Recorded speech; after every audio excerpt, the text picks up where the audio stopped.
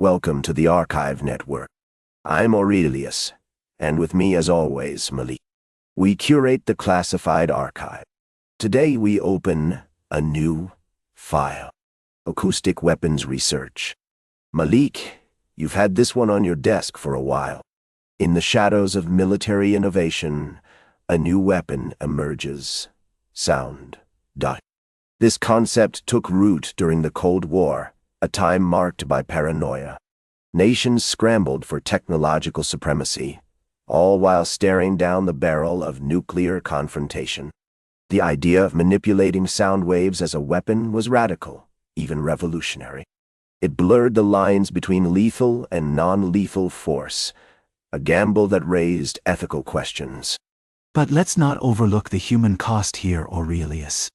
Those research thought they could just control enemy forces without using lethal force. They were so focused on innovation that they lost sight of what really matters. Wielding sound as a weapon raises serious ethical questions. The discussions we needed were pushed aside, and that's a significant concern for all of us. We need to ask ourselves, who gets hurt in the name of progress? The U.S. military did initiate Project Acoustic in 1961. This program aimed to develop devices capable of generating sounds above 150 decibels. The Pentagon authorized this venture, marking a significant milestone in military strategy. However, the secrecy surrounding the project left many questions unanswered. What were the real goals behind such an initiative?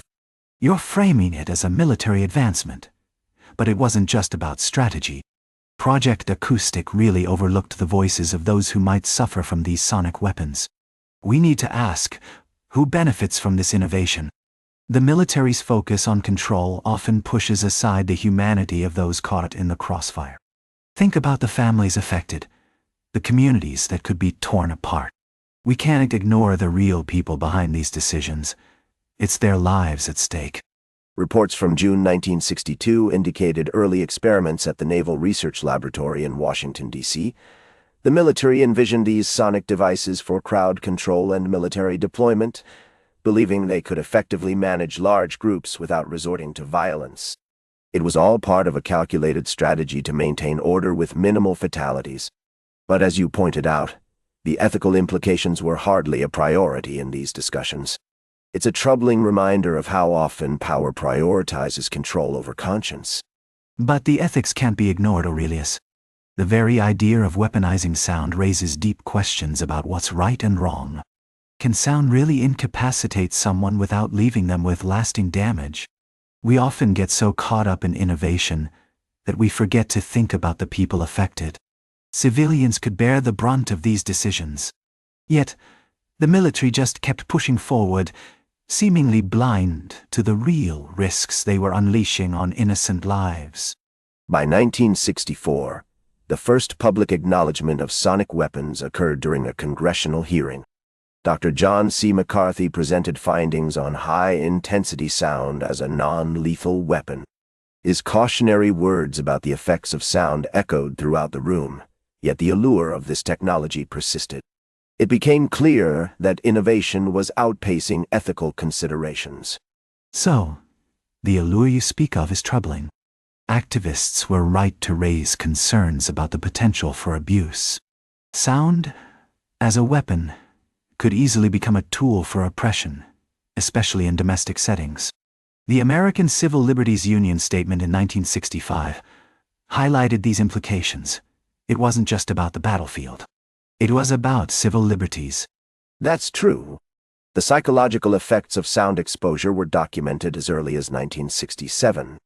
Studies revealed that high-intensity sound could induce physical discomfort and even long-term trauma. The military didn't fully grasp these consequences at the time.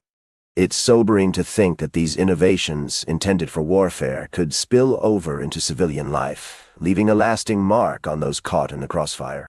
We really need to consider the broader implications of such advancements. And yet, despite these warnings, the U.S. continued to invest in acoustic technologies.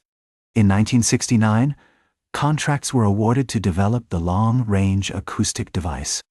This device was designed for crowd control, but the risk of infringing on civil liberties loomed large. It was a technological advancement that could easily escalate tensions rather than diffuse them. The stakes rose even higher during the Vietnam War. We saw reports circulating about the military employing sound-based devices designed to disorient enemy forces. This wasn't just a tactic. It marked a significant shift, normalizing sound as a strategic weapon in warfare. It's a bit like how ancient armies used psychological warfare to gain the upper hand. This approach reminds us of the lengths to which those in power will go to manipulate their adversaries and secure their dominance. But the normalization of such tactics is alarming. It raises questions about the future of warfare and the ethical boundaries we're willing to cross. By the late 70s, researchers were advocating for discussions on moral implications, yet the military seemed resistant. The psychological impact of sound should have been at the forefront of these innovations, yet it often remained an afterthought. As we delve deeper into the world of acoustic weapons, the implications of their use are only beginning to surface. The legacy of Project Acoustic and its subsequent developments have left a mark on military strategy. The questions raised during this early period remain relevant. How far are we willing to go in the name of security? That's where we leave it for now. Part 1 of 5. Acoustic weapons research is far from done.